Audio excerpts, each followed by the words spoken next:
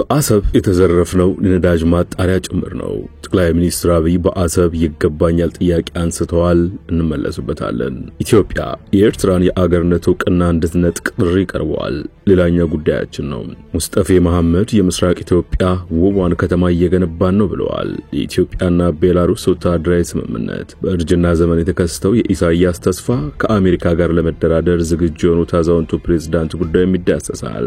ሌሎች ጉዳዮችም ተካተዋል። አክብሮታዊ ሰላምታችን በያላችሁበት ይድረስ። የተወደዳችሁ ሸገር ታይምስ ቤተሰቦች እንዴት ናችሁ? ሰዓቱ መረጃ ጥንቅራችን አዲስ ጉዳዮችን በስፋት ይዳሰሳል። በመግቢያችን ላይ ያስተዋወቅናችሁን አበይት ነጥቦች እንደሚከተለው በዝርዝር እንመለከታለን። አብራችሁን ቆዩ።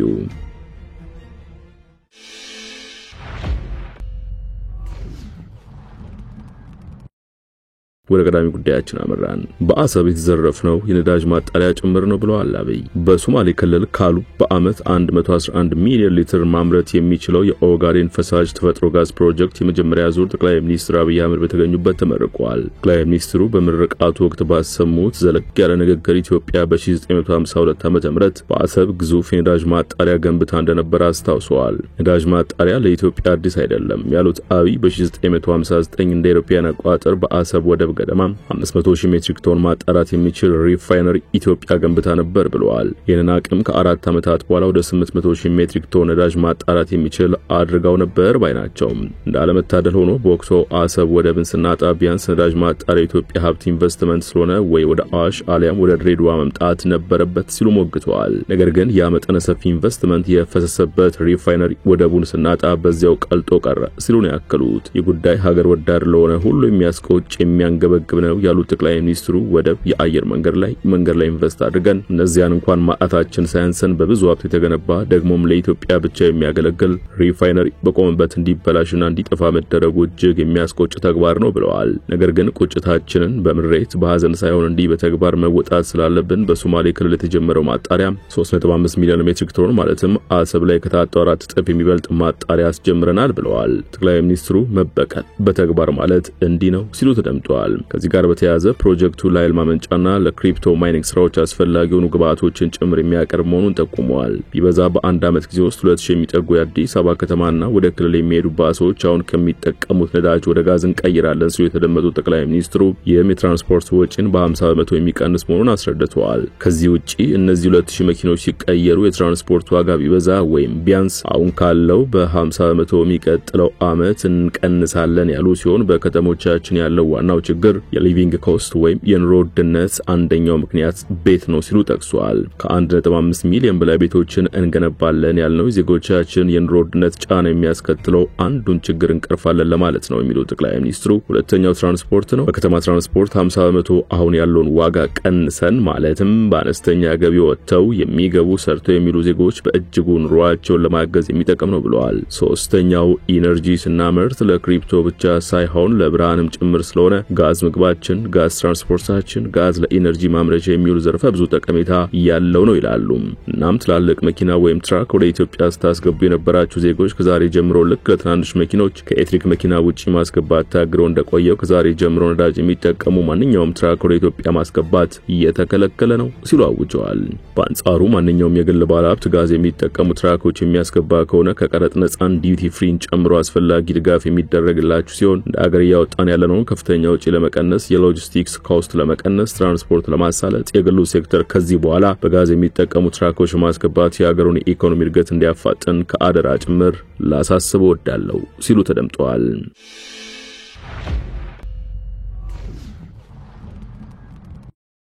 ወደ ጥንቅራችን ላይኛ ጉዳይ እናምራ። ኢትዮጵያ ኤርትራን የሀገርነት ዕውቅና እንድትነጥቅ ጥሪ ቀርቧል።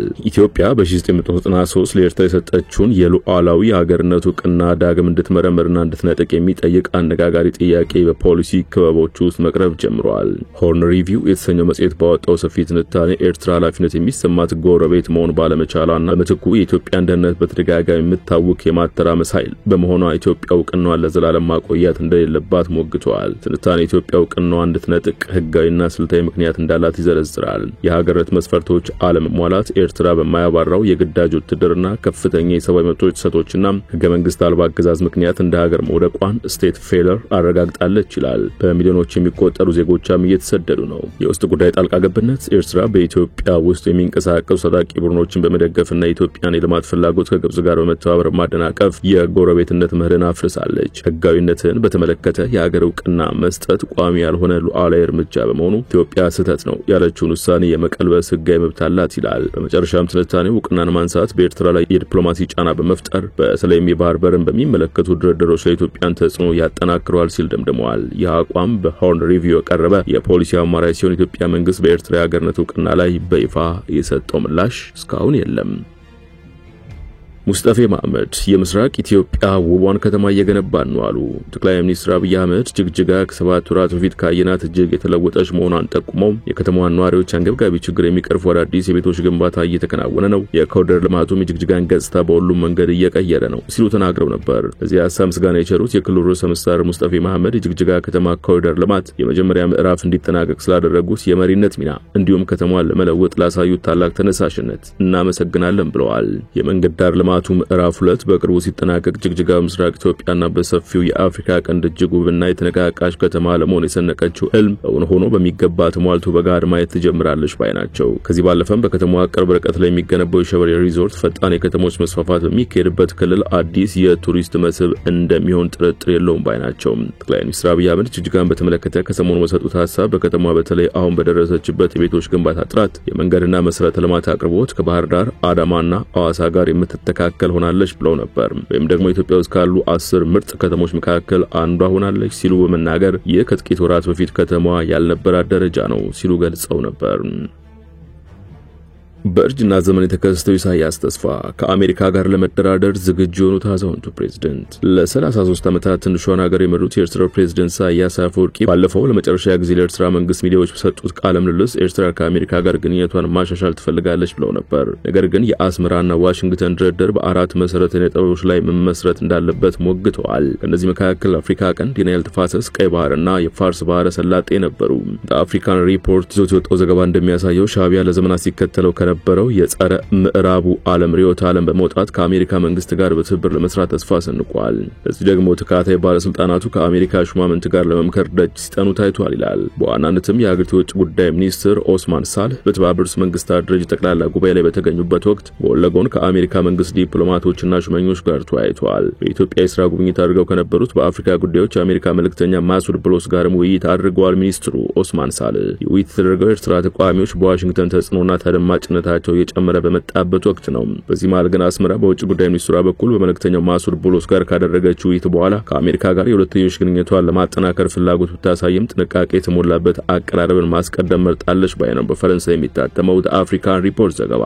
ያም ሆኖ ግን የዶናልድ ትራምፕ መንግስትና ኤርትራ አገዛዝ ከተባበሩት መንግስታት ድርጅት ጠቅላላ ጉባኤ ጎን ለጎን በኒውዮርክ ከተደረገው ከፍተኛ አመራሮች ውይይት በኋላ ለዓመታት የነበራቸውን ዲፕሎማሲያዊ ልዩነት ለመፍታትና ወዳጅነታቸውን ለማደስ ፍላጎት አሳይተዋል። በአሜሪካ ውጭ ጉዳይ መስሪያ ቤት የአፍሪካ ጉዳዮች ምክትል ዳይሬክተር የነበሩት አምባሳደር ቲቦር ናሽ ግን በዚህ ጉዳይ ላይ ወሳኝ ጥያቄ ይነሳል ባይ ናቸው። እሱም ኢሳያስ አፈወርቂ ይህንን ወዳጅነት የሚፈልገው ከልቡ ነው ወይ? ወደ ዋሽንግተን ጠጋ ማለት የፈለገው የተቃዋሚዎቹ ድምጽ ፈርቶ ነው ወይንስ ለዓመታት የሚታወቅበትን አምባገነን የመሪነት ዘይቤውን ቀንሶ አሜሪካ የምትጠብቅበትን መስፈርት ለማሟላት ተዘጋጅቷል የሚሉ ጥያቄዎች የግዴታ መመለስ አለባቸው ሲሉ ነው የሞገቱት። የኢትዮጵያና ቤላሩስ ወታደራዊ ስምምነት በአየር ኃይል አዛዥ ጄኔራል ይልማ መርዳሳ የተመራ ልዑካን ቡድን በቤላሩስ የሥራ ጉብኝት አድርገው ነበር። በመዲናዋ ሚንስክ በተደረገው ጉብኝት ከሀገሪቱ መከላከያ ሚኒስትር ቪክቶር ኬኔንና ከሀገሪቱ ምክትል ጠቅላይ ሚኒስትር ቪክቶር ካራንኬቪች ጋር ውይይት አከናውነዋል። የቤላሩስ መከላከያ ሚኒስትር ኬኔን እንዳሉት ኢትዮጵያ ምስራቅ አፍሪካ ቤላሩስ እጅግ አስፈላጊ ወዳጅ ናት። እናም ለሁለቱም ሀገራት የሚበጅ ወሳኝ ሚና እንዲኖረን እንፈልጋለን ብለዋል። ይህ ደግሞ ወታደራዊና ቴክኒካዊ ጉዳዮች ላይ የሚያተኩሩ የጸጥታ ትብብርን የሚመለከት ነው ሲሉ አክለዋል። እናም የሁለቱም ሀገራት መከላከያ ተወካዮች የመሪዎቻቸው ሚና መከተል አለብን ሲሉም አክለዋል። እናም በተለያዩ መስኮች አድርገናቸዋል ያሏቸው ውጤታማና ፍሬያማ ትብብሮች እንዲሁም ተካታታይ ግንኙነቶች በጋራ ያስቀመጥናቸውን እቅዶች እንድንተገብር ያግዙናል ሲሉም አክለዋል። የቤላሩስ መከላከያ ሚኒስትር ጄኔራል ይልማ መርዳሳ በኩላቸው የሁለትዮሽ ግንኙነቶቻችን ከዚህ ቀደም የተሻለ እንደሚሆኑ ሙሉ እምነት አለኝ ብለዋል። ኢትዮጵያም ሆኑ ቤላሩስ እጅግ አንገብጋቢ የሆኑ ዓለም አቀፍ የሰላምና ጸጥታ ጉዳዮች በሰላማዊ መንገድ ለመፍታትና የሁለትዮሽ ሁለትዮሽ ግንኙነቶች ከፍ ባለ ደረጃ መልካም ውጤት እንዲያመጣ መስራት በኩል የሚያመሳስል አቀራረብ እንዳላቸው በመድረኩ ተገልጿል። ከዚህ ባለፈም ኢትዮጵያና ቤላሩስ በተወሰኑ ተጨባጭና ሊተገበሩ በሚችሉ አሰራሮች ወታደራዊ ትብብር ለማድረግ መስማማታቸውን ቤልታ የተሰኘው የሀገሪቱ ዜና ምንጭ ዘግቧል።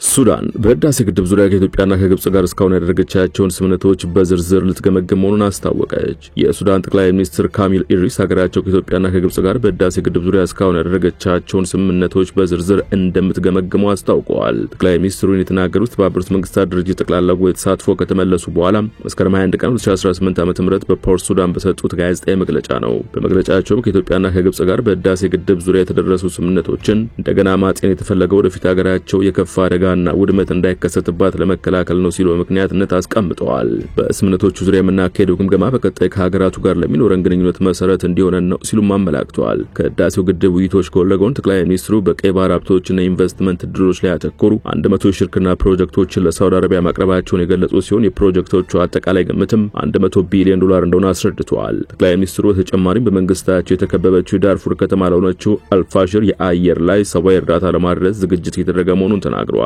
የደን ኦፕሬሽን ለማደናቀፍ የሚሞክር ማንኛውም አካል ይቀጣል ሲሉ ማስጠንቀቃቸውን ከሱዳን ትሪቡን የተገኘው መረጃ ያመለክታል። ጥንቅራችን አበቃ። በያላችሁበት ሰናይ ጊዜ።